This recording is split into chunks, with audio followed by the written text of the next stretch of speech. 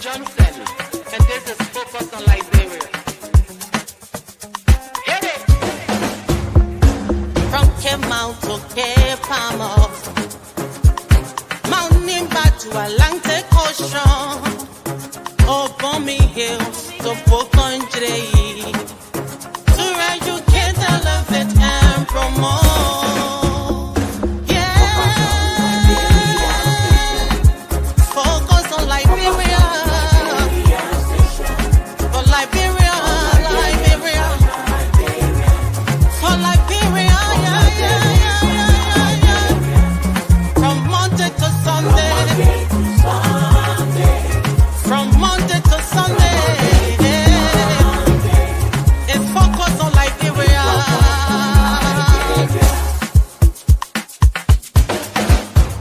Talk about home affairs, hey, in diaspora,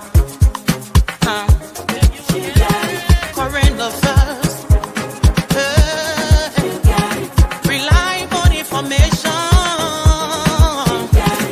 history, ooh, talking about culture, yeah, politics, education, entertainment, business, sports, advertisement, articulation. Focus on Liberia. Focus on Liberia. Focus on Liberia. From Monday to Sunday. Hello, ladies and gentlemen, and welcome to Focus on Liberia. This is Between the Headlines. My name is Dennis Jai, and we are broadcasting from Atlanta, Georgia. Our topic today, we're going to be talking about the recent arrest and incarceration of former government officials in Monrovia for alleged corruption. Also, the suspension of other officials for the same reason, corruption. We have our man, BBC's correspondent Moses Colley Gaziewu joining us all the way from Zwedru, where he is with the team, former President Joseph Newman Boakai, for the reburial of former President Doe. Moses, welcome to the show. It's always a pleasure, Dennis. Thanks for everything you do or focused on Liberia. Yeah. Thank you very much. Dad, how you doing? And thank you for joining us. And this is very wonderful. You just arrived in Grand Jita. You won't even find a place to sleep yet, and you are here. So we really appreciate it.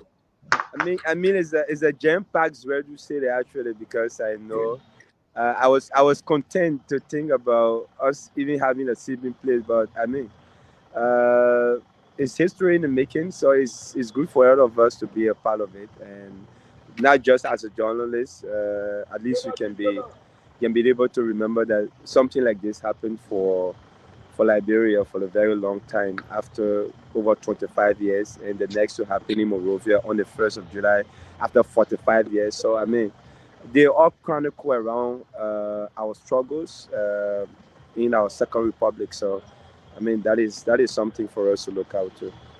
I appreciate you. Let me welcome Dr. Clarence Pearson, the new progressive commentator. Welcome, Doc.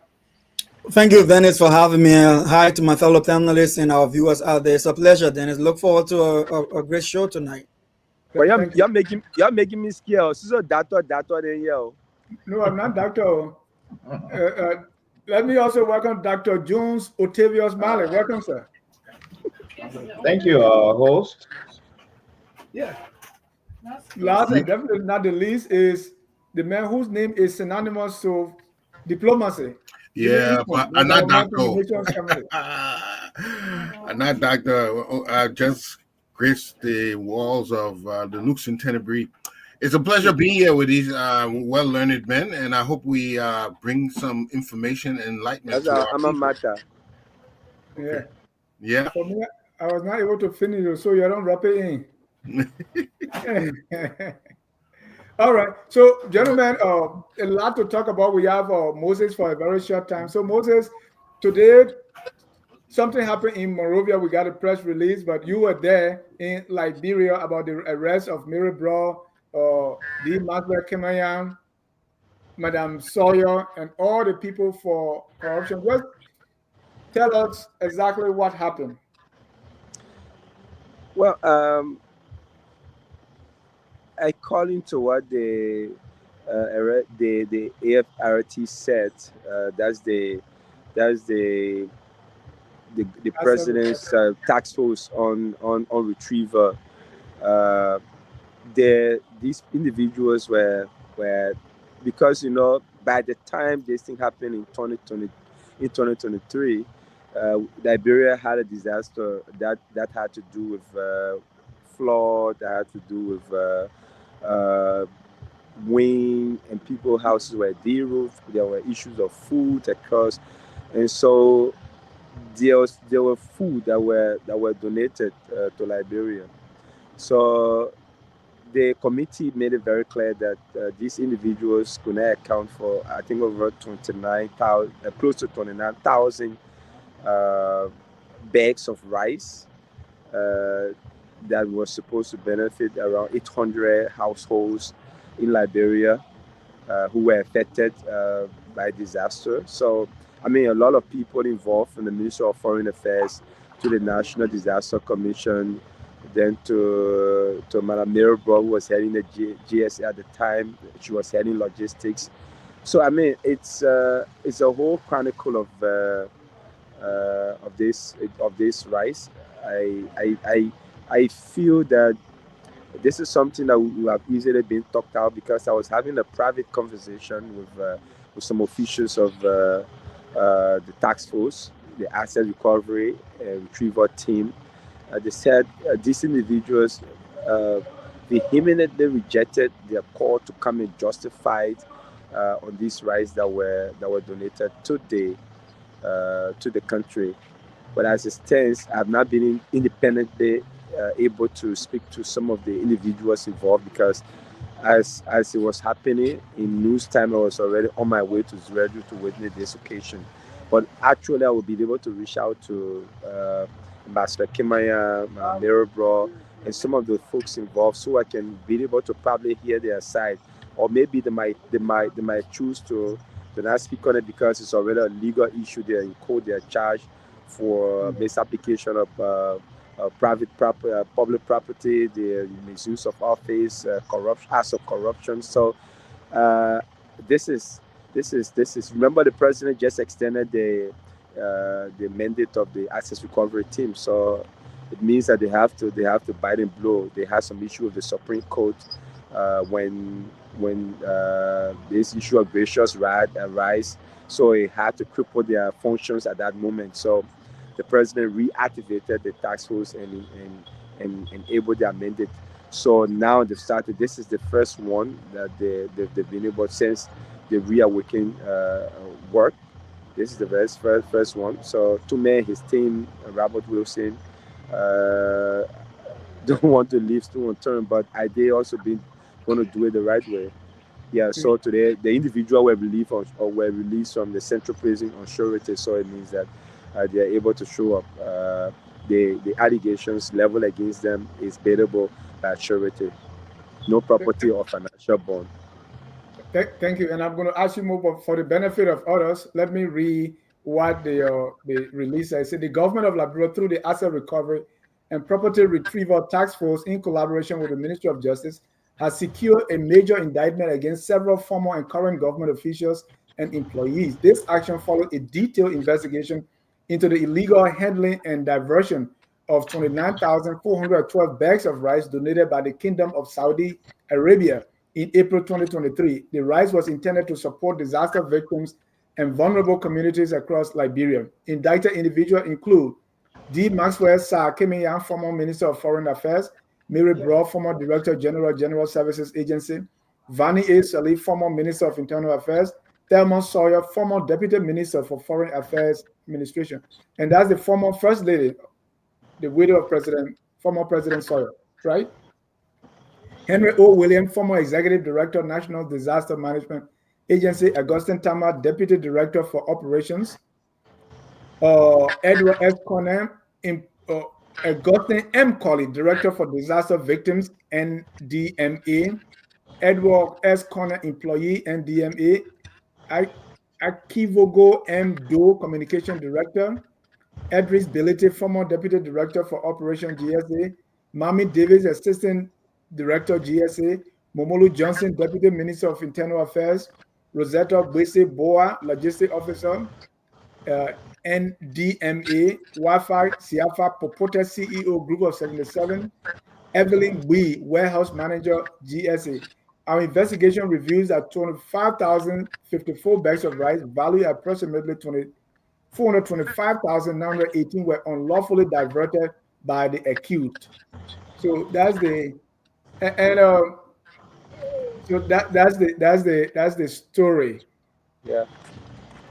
So what's the general atmosphere in Liberia concerning their arrest or this charge? Are people rejoicing that finally the asset recovery people doing something, or is it the same hint of witch hunt that people have been saying? Well, I mean, there will be mixed views, especially with people in the opposition would think that it's a witch hunt or it's a targeted plot by Mr. Boakai to go after former officials. Why people who are either for Boaka or maybe for different political parties, or probably some of them who seem to be neutral, might see it as a good fight towards corruption, evidence of this arrest. So it's clear, it's evident that people will have mixed reactions, even because everyone can go for it. So absolutely, I think there are mixed reactions. If you even follow social media, you see that there are different views, different opinions coming out of these things. Yeah. Before then, because I just want to ask you, and then we can talk about it. Everything that I get, because I have you for 20 minutes, right? Before then, the president also suspended heads of this corporation, starting with my own friend and former classmate Abdullah Kamara at LTA, suspended the superintendent of MCS's Moreover Consolidated School System, the head of the Bureau of Enterprise, also the LACRA, and all these people. So again, on that front, it appears that besides Abdullah, that people that were from the previous administration. So I want you to talk about that. And most of them, they say, well, you were here based on audit report. We are suspending you, right? This is how it's been going. It's something that we have consistently seen from the Boakai administration. We are investigating you. You are suspended pending further investigation. I want you to talk a little bit about these other suspensions and how they've been perceived.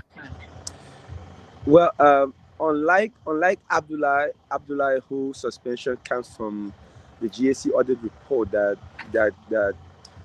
spoke about him being involved in the Liberia Digital Transformation Program at the LTA at the time. His company, Tama Corporation, which was allotted some funds under the Liberia Digital Transformation Program. At the time, we have Commissioner Zappa there, who is also suspended by the president.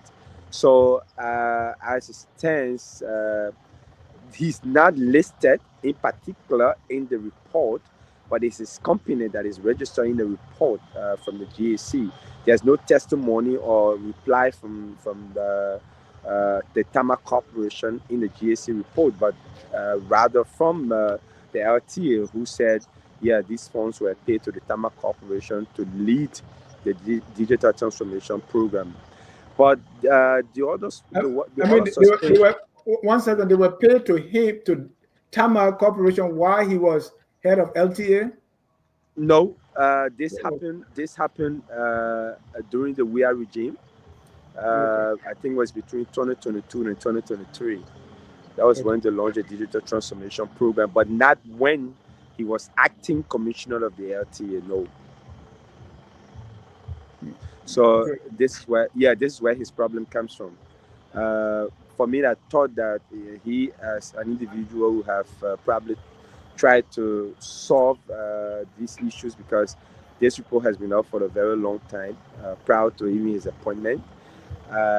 Then, for the others that have been suspended, the president made it clear some of these people are coming from, these reports are coming from misappropriation.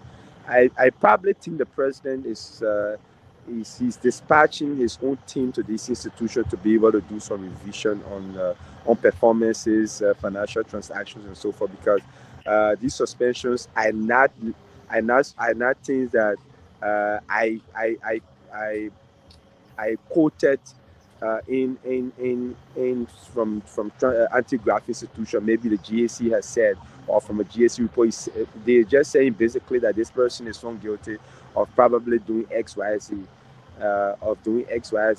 financial improprieties, or maybe financial misapplication of funds and so forth. So is Kamara case and the others who have been suspended is different. So I mean, everything bows down to corruption. And for me, these suspensions are good. But what example does it set when these people are still moving around, living their free lives, and still enjoying probably what they stole from the public?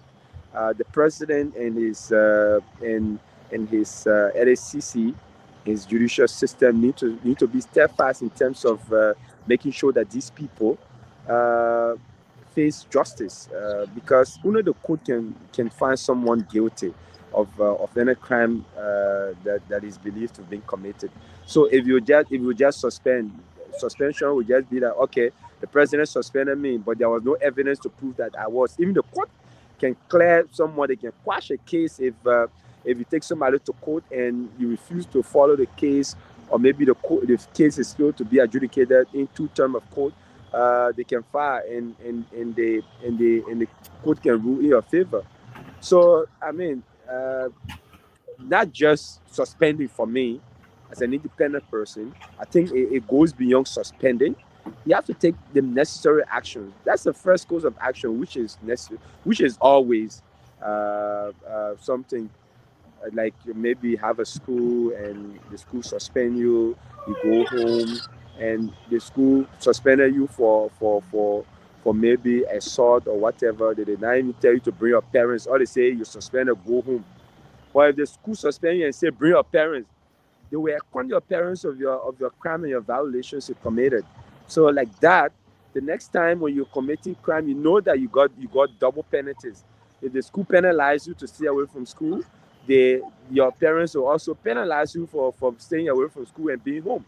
So I hope if President Baka is penalizing his officials, he should also go as far as taking them to the court. Let the court be able to say these people are corrupt or not corrupt, and it all bows down to the LACC being proactive.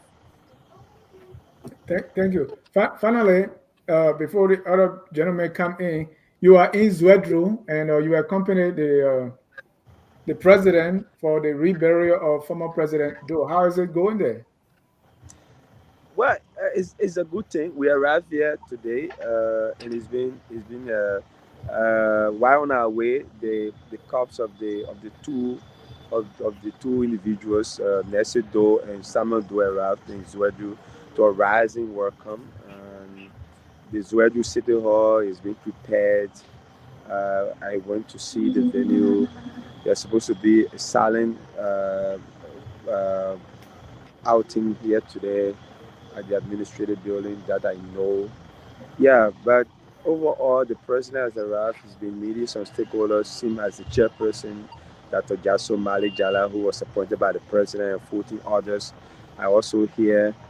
Yeah, so I mean, it's been overall a smooth space at the moment. But one thing I know is that the body was supposed to have arrived in the hometown of Samado this evening. Before they would have come to Zwedru, but instead, the armed forces opted to bring the body to Zwedru, instead of taking it to his hometown in Tucson, that is just a few minutes away. But again, this evening it was reported that uh, they the, the body was supposed to be taken to Zwedru just to meet the elders and return to To to Tucson. Zwedru, but all of a sudden I wasn't there on time. But what I'm gathering is that the children of the deceased also prevented the body from going to Tucson. Yeah.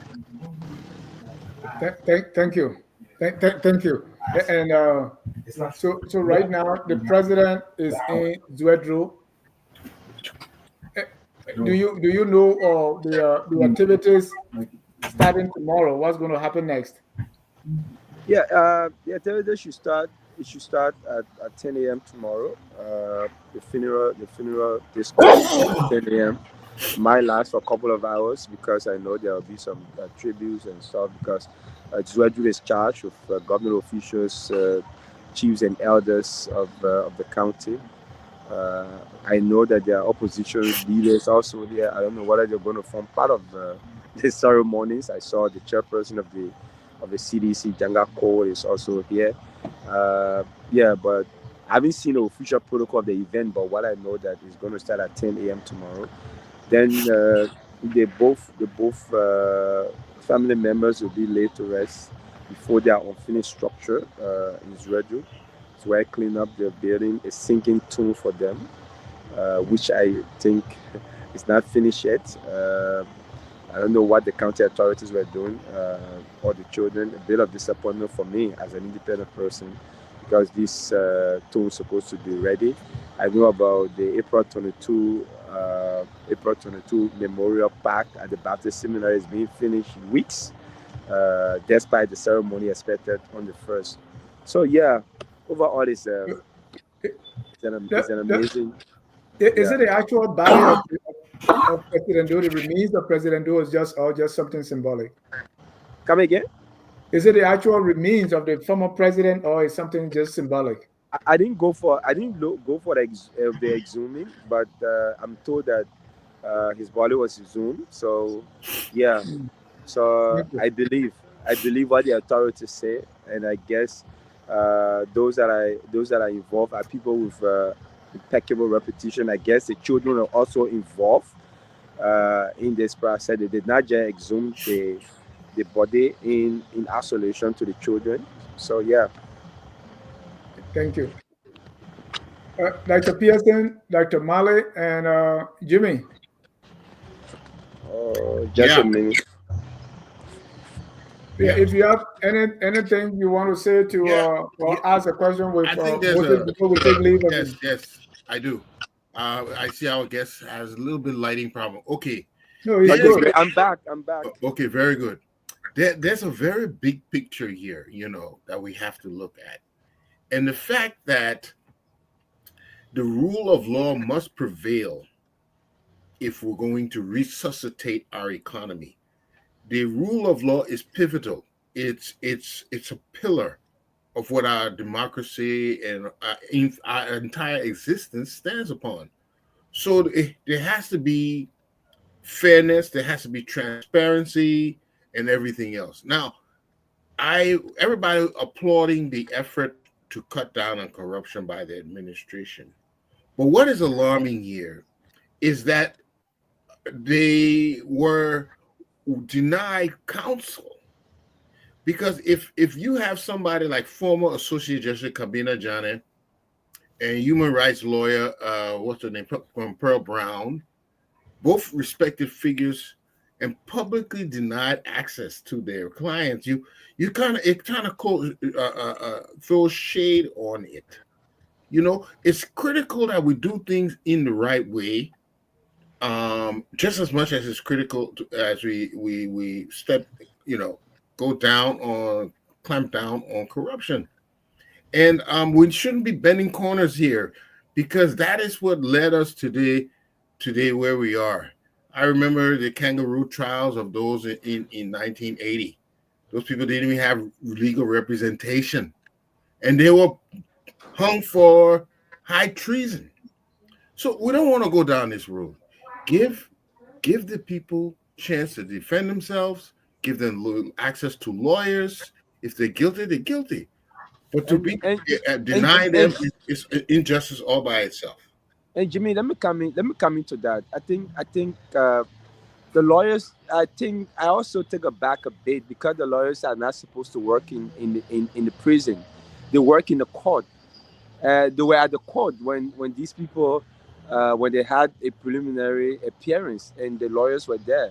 I think they were appointed to what they were supposed to do. If they didn't do it and their clients were taken to the central prison, it was the court they needed to deal with. And later when they dealt with the court and everything went to status quo ante. So when you say you deny lawyers access to their client, the people at the prison are working at the way and pleasure of the court. If the court say grant, they grant. So for me, since I think they did the right thing by filing for a surety bond, they were giving it instead of just going to, you go to the central prison, you go to the court, the prison will not grant you the bond, right? But they did the right thing today, if I'm right or wrong on that. So the right thing was to go to the court, actually, for me, I think. Yeah, but okay, and then there's another imbalance. We noticed there that people of the current administration, when accused, they are suspended. Okay, but I'm talking about how this thing looks in the public. They're suspended from the job. You don't see them going to jail immediately. But that's what I said. So if you follow me, I said it's not just about suspending people. It also behooves the anti-graft institutions like the LSCC to be steadfast in terms of taking this mandate. The president suspend and makes it public and say these persons or this person was involved in corruption. They stole XYZ amount. What is stopping the LSCC or the Ministry of Justice from indicting these people based on an accusation leveled against them by the president? So this is what I'm saying. The president the president makes it public, and I guess when the president do this, he also communicates with this anti-graft institution. Yes. So so I'm not actually. I'm a Liberian. I just think that this institution will have to be steadfast in terms of doing their work. Nobody should tell a policeman you have to protect life and property. Nobody should tell the Ministry of Justice you have to prosecute people who are indicted by government. Nobody is supposed to tell LSCC say you need to provide indictment for people who are accused of corruption or milking our country. That's my point. I totally agree, but the optics looks as if, and that's where we hear this word witch hunt and stuff going on, because it's not. It appears an imbalance. So let me ask you a question. Go ahead. Let me ask you a question. Where does the statute of limitation end? For crime? Yeah. For government. I don't think there is any. There is statute of limitation. For crime? Yep. If President Boakai don't prosecute his people today, the next president that comes in also has the moral rectitude, also have the legal background to be able to prosecute those people who were accused by the government of corruption, suspended in term. So people who were in the weird government, I found to be allegedly corrupt. So President Boakai team says, you know what, we're gonna do this. Since these people we still have a grip on them, we're gonna deal with the people that we don't have a grip on them before the statute of limitation collects us. So that's the point. So we are, and also had an option to being able to bring to book those people who were booked for corruption in Madam Salif government. For me, that's my disappointment with governance in Liberia. I mean, officials will blindly ignore the actual things that they need to pay attention to and get into the one that don't matter. So look, to prosecute people is going to take the country a lot. But yes, they need to be in court. People need to be in court. If they're able to pay their bills, they pay their bills. If they're not able to pay their bills, then. But it's a good thing. But a witch hunt for me, as long as it comes to the issue of letting people account for anything. Not that people are going to protest for their rights of freedom and you arrest them, you say witch hunt. No. But if people who serve in public position, I arrested and accused, they should go to the court and clear their names. That's it. That's what I believe in. I have a question for you, Mr. Gazue. Yeah. Two questions. The first one is, do you have any idea as to whether the diaspora Grandidians are part and parcel of this exercise in Grandidia? I don't know about that. I'm not a comedian. I'm just an independent journalist. I thought to take interest. And my next question, and my next question now is, you would agree with me that this government ran on the mantra of fighting corruption. Absolutely. And the government is also, and the government is also on record of telling the Liberian people that they were going to audit the Georgia government. But what I'm seeing nowadays, it has boiled down to segmented auditing or selective auditing of certain areas. You think this is fair to the Liberian people? I mean, sadly, I'm not the spokesperson of the government as an independent mind. I mean, every government should be held accountable. Every government should be held liable. Whichever way you pick it up, for me, I think as long as there are people who've been brought in, if they serve, let them go to the court. The court is the final arbiter. I say, if you think they lie on you, you go to the court. You don't need to bring everyone that you don't need to collect everyone within the WIA government and bring them before they know that you're auditing. You can start from small and go to big. If even now, my problem is also that Mr. Boakai, his government also have to be proactive in also prosecuting some of his own people who are perceived to be corrupt. Yeah, absolutely. But if he's so now the opposition would not say that witch hunt when the president is suspending his officials for corruption, right? Is that a witch hunt also? Is that being segmented also? No, Moses. The question, I mean, where I'm driving out here is this: government is a structural institution, okay? Yeah. And if the government come and state that we will audit outgoing government, the government did not tell us we are going to audit a segment of this government, of the outgoing government. So we cannot say audit will be done in bits and pieces. We got to stop from somewhere now. Yeah, someone could easily say, oh, if the government were put under the microscope and this current government announced that indeed the audit of the Georgia government has begun, we know this government is now under the microscope or being audited. Where you start from, it left for you. All right? But the pronouncement was made, and I see pocket of auditing going on. All right? This does not reflect where to say Georgia government has been audited. So I would want to tie in with Comrade Isma, someone who easily conclude that this could be witch hunting, looking at just a few areas and try to settle down on these things. These are strategic issues. You see? So let me come to it. All this, if you run an institution, all this are taking place every day. The GAC audits every government institution annually. They audit the funds that government remit to these institutions, spending entities, state-owned enterprises. They are audited. The audit reports are lying at the General Auditing Commission. Some of them are forwarded to the Anti-Corruption Commission. So I tell you that it's not that they're segmenting. Others is not that to say, oh, we coming, all the institutions are when Joel government auditing them. All the institutions are when any government, or all the institutions are working Joe Biden government are auditing them. No, others are taking place every day, every step along the way. That's how institution run. You don't wait the whole institution collapse before you say you do audit. No, for me, I know that I'm informed about that. I know. So you see, Abdullah Kamara is on a whole.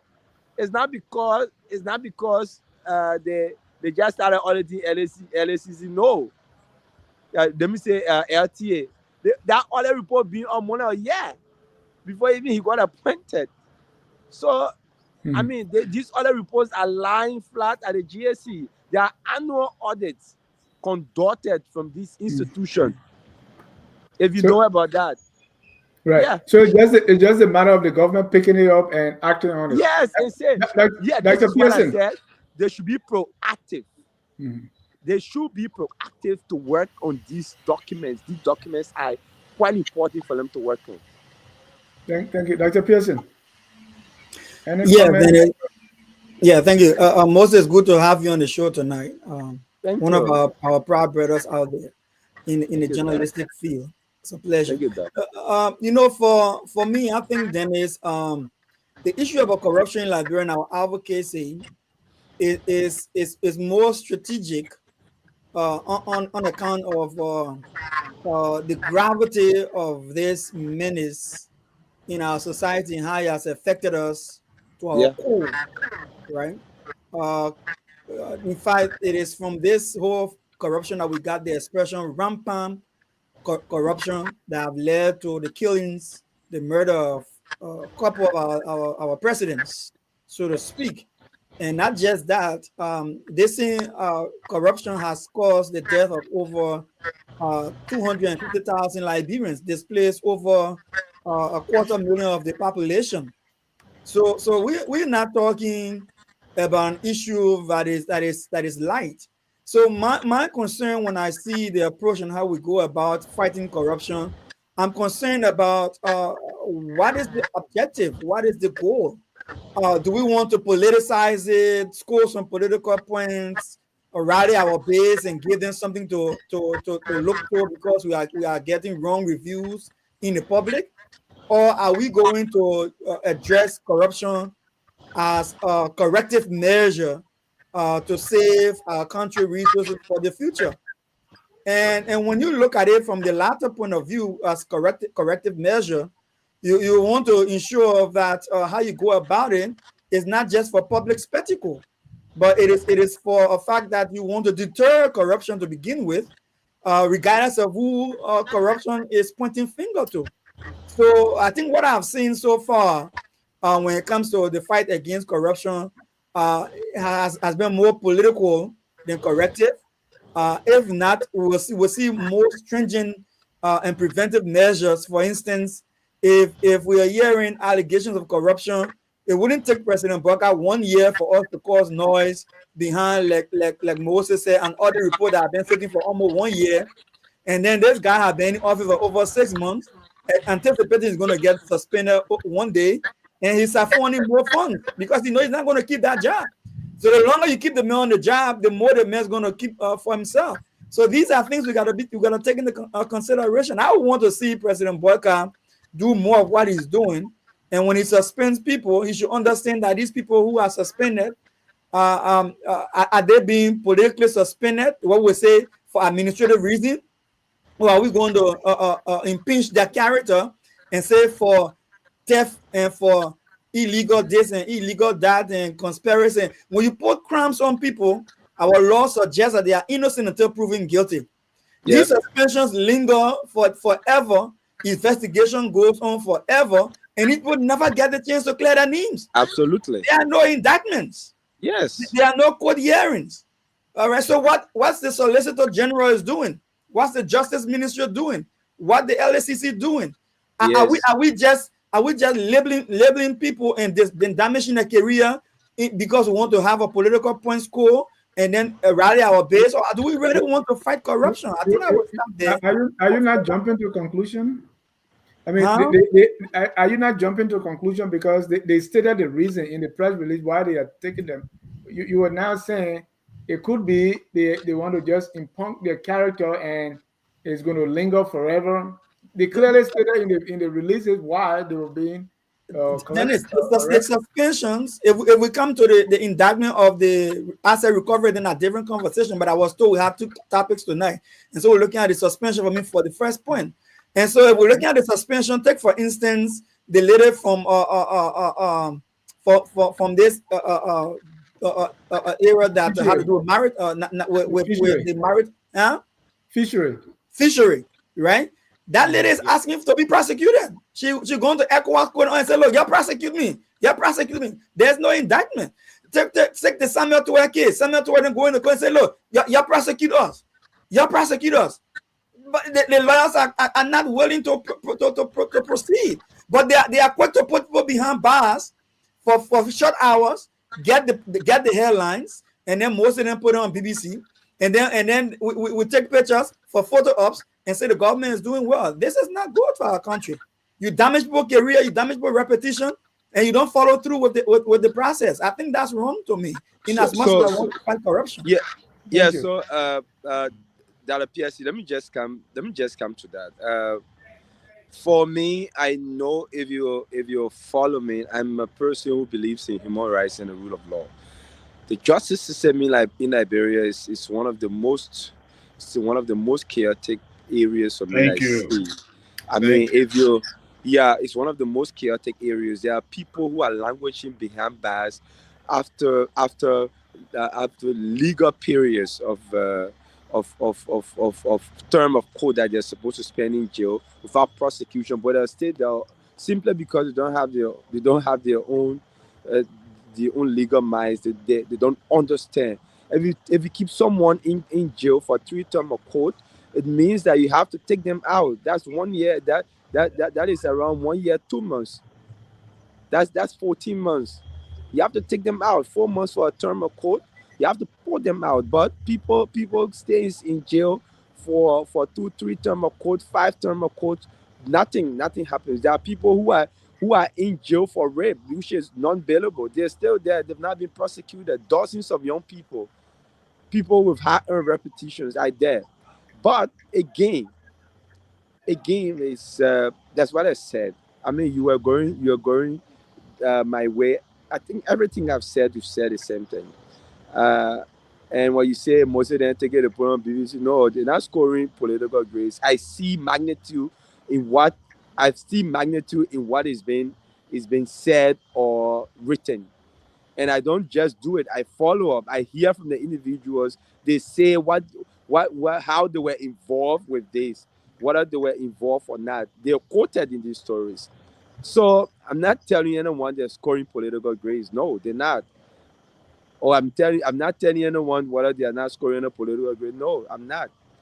It's left with the public to be able to judge what I report. But my point is, the president takes an action. The president has a government. This government has different branches. That's why we have different functions. The other created the LSCC. They say LSCC chair takes seats of what matters of integrity issues, corruption, and what the new advice says. Let's draw out indictment to the Justice Ministry where fellow were asking for prosecutorial power, and they give it to them, right? And they give it to them.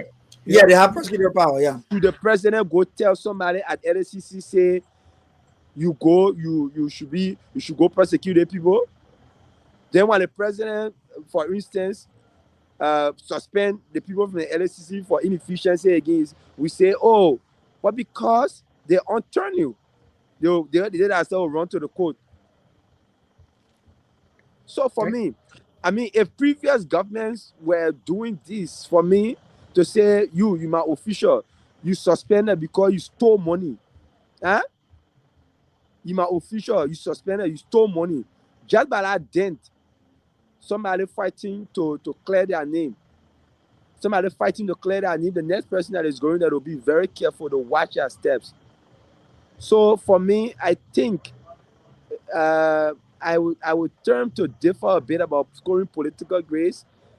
But because these are some of the key integrity issues we've been crying about over the years, and we have to accept when these actions are happening, no matter who is close to us. For me, I will not say my girlfriend. My girlfriend is the most trusted girlfriend I get in my whole life until she prove herself to me. In case I go lay my nail on the chopping board, then the next day I go see her with another man. So you see, I mean, it's a simple analogy. You might not know, you may know your friend professionally, but you may not know there are these as it relates to transparency and accountability issues. So when somebody is indicted, we give the law the chance. In as much as we're giving the law the chance, the people who are judicial actors should be able to be proactive to prosecute these cases. If the president suspends someone, the LSCC should be proactive. The Ministry of Justice, what is the county attorney or the solicitor general, the public prosecutor, what is he doing? I mean, all of these questions we're supposed to be asking. I mean, in Liberia, governors will not look at the presidency, but we forget about every facet of the presidency, of the governance process. Rather, we have the legislature, we have the judiciary, we have every area. The president say, this person with honor and privileges giving me, I choose this person to work for me. That person is working for the president, but he's working for the Liberian people. He has the law that was passed by the legislature to create that institution. They represented the interest of the Liberian people. When those people go for confirmation, the commitment they made, the oath they take, they are swearing to serve the Liberian people, not the president.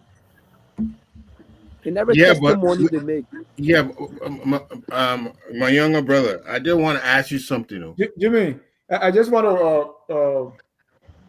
to be respectful of his time as well, because he wanted to do 20 minutes. Right. Yeah. It's going like over 40 minutes. So yeah. I guess if he's willing to still be on, but I want to respect his time and how the agreement we have with him, so that he can take leave. I'm just trying to. I will give you a 5 more. Who responsible for that? Make sure your lieutenants are doing what they're supposed to do. Isn't that your responsibility as their supervisor or manager to make sure they're doing what it? If they're not doing it, then you deal with them. I agree. Before Moses come in, that's true though. But most of the time, we don't even hold these people accountable. You know, everything because the box top of the president, so everything is the president. But are we holding these people that take off? Are we holding them responsible for what they do? There should be there is systems in place to make sure they doing what they're supposed to do. By the end of the day, you have to call them to book. Okay, who is going to call the Minister of Justice to book? Let me just throw something in there quick. So I wanted to ask. All of the people who know numbers, all of the people who know statistics in Liberia or beyond, name one of them that have ever done a project on government efficiency. Eddie, yeah, looking at government in people who are taxed to implement the policy of the Liberian people to serve the country. I know about Nemo, they do the president meter. All they do is that they go after promises and project the president is doing, fulfilling his promises. But what about the people, the actors that are working? Yesterday, the cabinet had their award ceremony, their award few government ministry. But who's independent doing that? So before we start to talk, we must be able. Our talk should come with data, with statistics, and say this is because this person is not working. This person is not doing this. Yeah, the person said they've been able to put 10 trucks in the street of Monrovia to collect waste, but yet still there is still waste on Broad Street, because you do qualitative and do both quantitative and qualitative to be able to know what they're saying to you, because you're doing your own fact findings. Are you going to have fellows assigned to this institution to be able to track what they're doing? Yeah, Of but Moses. from your own Moses. observation, they are not doing it. Your own self said it just now that they have to take up the task of going through with prosecuting these people, and they're not doing it. From your own observation. Yeah, but Jimmy, we don't need statistics for that. But Jimmy, the president, the president says, they may me appointed him, right? But they may finish stealing from the library people. So I suspending him. Correct. GSC said on there, LSCC said on there, LSCC said on there, Justice Ministry said on there, and I say, my man, can you are under arrest. The president say you corrupt. You are under arrest. You carry into the court, right? Yeah. There's the finding. The president plead guilty. The investigation findings that found him guilty from the president office on the president letter here. We're carrying the code. But if the GSC sit on their hands, we are here now. You're not even talking about GSC either. You have not said anything about, let me say GSC. You have not said anything about LSCC either. That they've been lackluster. Right? Okay, so let me give you one analogy. GSC, let me play the devil's advocate here. LSCC got up, Soup wrote the LSCC and say, there's one individual in Liberia heading the Football Association. It's corrupt.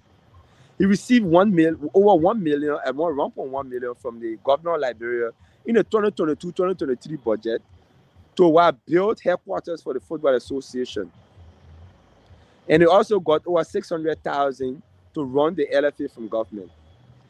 They embedded in the 2022-2023 budget. So the LSCC sat on their head instead of doing their own research.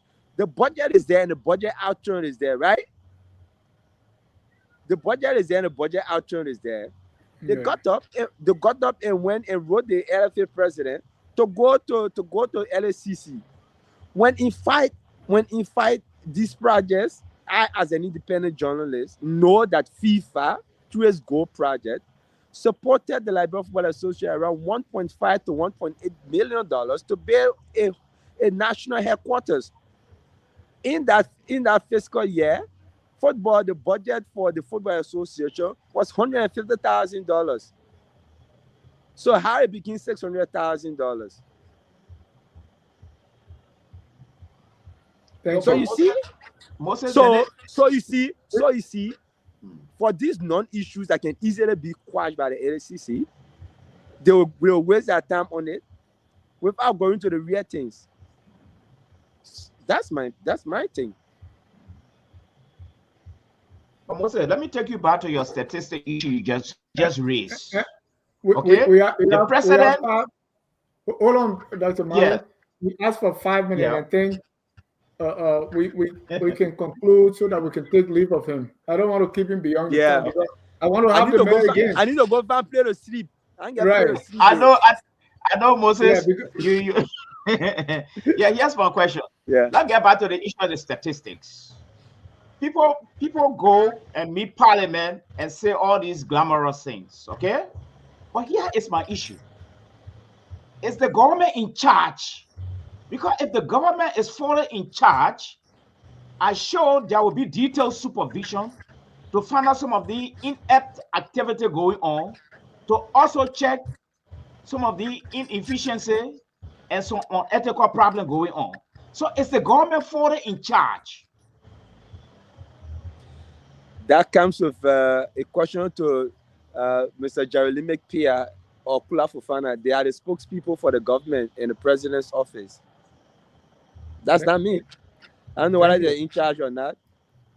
Because you raise a very good point. You see, and this take me to find out whether the government is really in charge of the people they employ. I agree with you. So that you and I now. So you and I. So, but even if the government is not in charge, what happened with the CSO? What happened with you and I? Can we run projects to be able to put fellows in these government ministries and agencies to track government deliverables, to see what's going on with transparency and accountability? Before Moses leave, let me close before Moses leave on the issue. I think we all saying the same thing in one way or the other. And Yeah.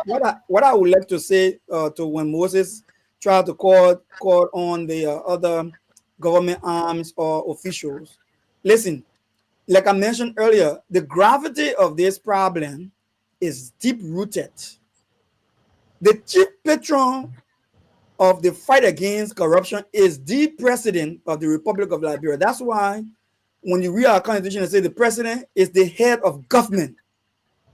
And because the president is the head of government, and the issue of corruption is a deep-seated core problem of our country, I would want to see the president instruct the Solicitor General that I have gotten sufficient information on these officials that I feel that the dismissal of this official is not just a political dismissal where I would say I'm suspending for administrative reasons. I know they may not come back. But if I'm listing charges of allegations that I feel is credible enough to have that guy suspended, I should be forwarding that name to the Justice Ministry or the Solicitor General to ensure that they follow up with those cases and those people are prosecuted. But if it is political, then I can just say for administrative reason. That's what I'm saying, Moses. So you must say the same thing. But I just want to add that the president should give instruction. He must say in clear terms. A lot of follow up on this. A lot of these suspensions I spared out on their crimes that they are alleged to have committed. Most of them financial improprieties, most of them corruption issues. So look, your boss should not tell you, say, wake up and work. They just need to give you a head out. You wake up in the morning, you go and look on the tax bill and see your tax is supposed to accomplish, and you want your boss to can't tell you for to accomplish it. Then what's that now? You don't need to be working there. Thank you. That's my point. Thank you. And Moses, we want to really appreciate you for your time. We thank you. We want to have you back. Like tomorrow, same time. We want to see how everything went down in Zwedru. Your final words, and then you can take leave. Really appreciate your time. I know Josh had. I thought you were going to be on the show. So he jacked me up. I was on my way here today. But at least it was a frank conversation. Always willing to contribute. I don't mind. I have the time. I can be crazy busy sometimes, but yeah, it's nice. Thank you so much. Appreciate you. Thank you. All right. Don't bring me on the show again. All the data in there. You want me go get PhD too now? No, I say I get PhD. Me and Jimmy. You are so high up there. No, Moses, you are the issue. You are the light of the society. So the doctors are concerned to find out from you what happened in the dark. But again, gentlemen, thank you. Well, gentlemen, I think we discussed with Moses Lentele. We try to get calls here. There are no calls here, so let's wrap it up. Dr. Pearson. Okay. Okay, yeah, go ahead, Dr. Malley. Yes. To be frank with you, host, I think the issue of corruption it has gone for a very long time in our society. And when we see a president, a leadership coming up and said corruption will be number one on my agenda, we get happy about that. But the fact here is that if the fight corruption in Liberia, it will become meaningless if it is not linked to persecution and retrieval of property. That this case, I don't know, rice is a property.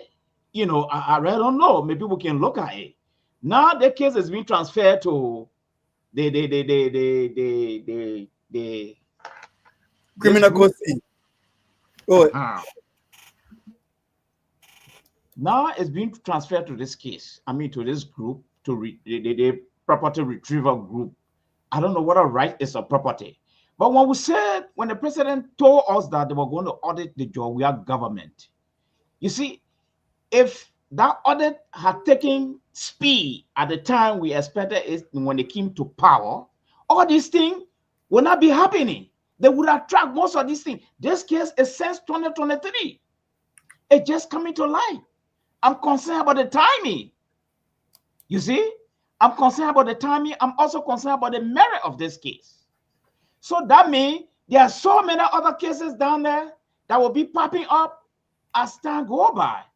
Like Jimmy said, you see, when it stays so long and they're coming now into the land life, somebody will want to say, oh, this witch hunt. Oh, this witch hunt. You see? So that's what I was saying. Since the government said they will audit the Georgia government, I expected what I call a comprehensive auditing that is in motion, and we know it's being audited. But that is not the case. The government is auditing. It's a segmental audit. Certain area, they audit certain area, and certain area, you know, they wait. I didn't even know the case. I mean, something like this was happening. So if the president identifies certain things, I think the president should be able to make a referral to the Ministry of Justice or to LACC. Say, look, this is it.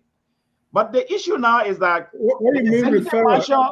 Yeah, isn't that obvious? When you suspend somebody, I mean, like Moses was saying, you should still come back and say, go do it. Oh no. The president is suspending you for corruption. You say you've stolen money. And then you should tell the policeman, police go arrest. Then after the policeman, then you say, call people, call the president. Then what kind of government we're running? No, Dennis. I think the government need to be a bit responsible. We can just make loose statement on people's character. So if you charge me, refer me to the Justice Ministry, and they can take it from there. Don't just sit down or send me to the Central Prison. No. So a referral should always be made. There are certain things, for instance, the issue of integrity, the issue of inefficiency, unethical practices. The executive mansion is involved with some of these things. Can these people be persecuted? We're in love with the executive mansion. But when the issue of corruption is raised and people are suspended, this referral should be made to the Justice Ministry. And the Justice Ministry will take it from there. That's what I think. Right. Yeah, let me add to what my brother, Dr. Jones is saying right here. Look, and you are concluding. Yeah, I'm concluding. You know, we had somebody on just a little bit earlier who's a PhD in matters of, you know, reconciliation and all those sort of things. And he showed how we can systematically address the trauma, the reconciliation, whatnot in Liberia. He showed how we can do it in a scientific way. And that is how we have to approach rebuilding Liberia.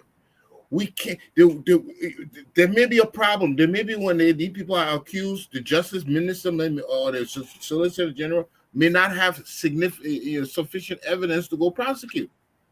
So what's wrong? It's the system. If you're going to do certain things like suspend people for corruption, there must be a preponderance of evidence to send them directly to the Justice Ministry. That is how you do it systematically. Because you don't want to tarnish, as Dr. Melo was saying, you don't want to challenge somebody's image. So you do it in a way, a professional way, that once this thing comes out, the next thing you know, you are facing the Justice Minister or you're facing jail time. So we can do things in a better way, a more professional way, and have ironclad evidence.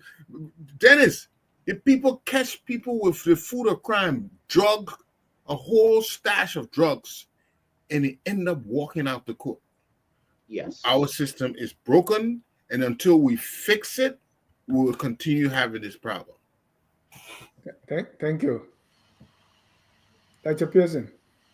Yeah, Dennis. Yeah, I mean, I'm very glad and want to thank again man Moses for coming on tonight, and thanks to you for the show and my fellow panelists. Listen, I couldn't agree with Dr. Mary Moore and Mr. Eastman. Listen, we can't do things haphazardly and expect to be successful in how we do it. When you're running government, then it's on matters of relieving people of their job, it is either political or it's corrective. So if you want to go political, say, listen, the man has been, suspended for administrative reason. No, the president does not have nobody can question him to say what the reason is. The administrative reason could be the person when the person got other stuff to go and do. But when we are aware about the seriousness of corruption and the need to curb it from our society or minimize it as what we call public enemy number one. Like Ismail said, if you have evidence of the person's financial malpractice, it should be strong enough so that if you know you mention it and you accuse them, then Dr. Mali said, yeah, then forward them to the Solicitor General of the Ministry of Justice to have them prosecuted. If you know you don't have that sufficient evidence, then just dismiss them for administrative reason and leave it like that until you can build enough evidence to charge them to court. But we go after people character and reputation and damnation, and we're dealing with a society where you don't have to even find a man guilty. As long as you accuse the man is guilty in the eyes of the public. His reputation is ruined. His family life is ruined. His professional career is destroyed. So I'm not saying we can't fight corruption, Dennis, but that's what I'm saying. Like what happened today. We have an asset recovery team going after beg arrests. Is that a priority for me when we have the condominiums former President Weah that we all agree was built on stolen money? And going after 29,000 bag arrests, I can justify how I distributed 29,000 bag arrests in less than 2 hours and be done with you.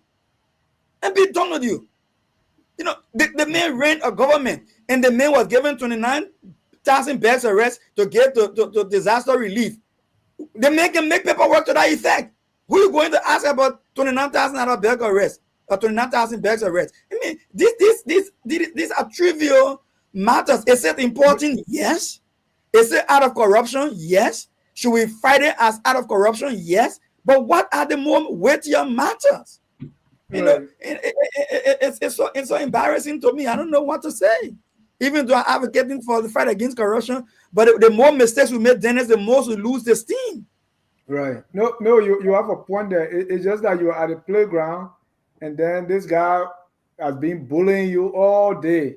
So your big brother come, instead of facing that guy now, and you go to the beginning and start beating them up. You know. So that's how it feels. That asset recovery and the asset couple arrests sometimes is, but maybe that's what they have evidence for. They don't have evidence for the big ones because in Labrador most of the time we just talk. But gentlemen, I want to appreciate your time. Thank you so much for a job before you close. Just 30 seconds. Hold on. We have to close. You did your closing, okay, right? All right. We can finish everything. Go ahead for 30 seconds. Okay.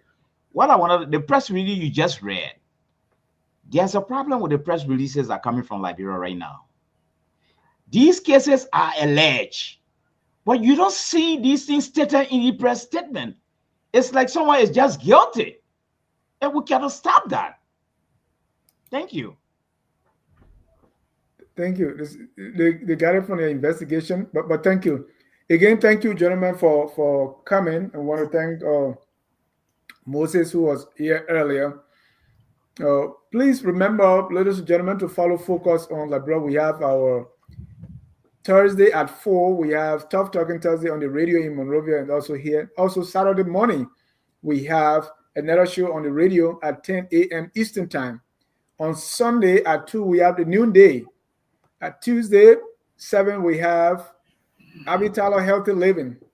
Sunday, 4 p.m., we have On Point. There's a political discussion. So keep following us. We're here to give you the best. At this time, we want to close with our song that says, "We are all Liberians." Have a good night, and God bless you. Bye-bye. We are Liberians.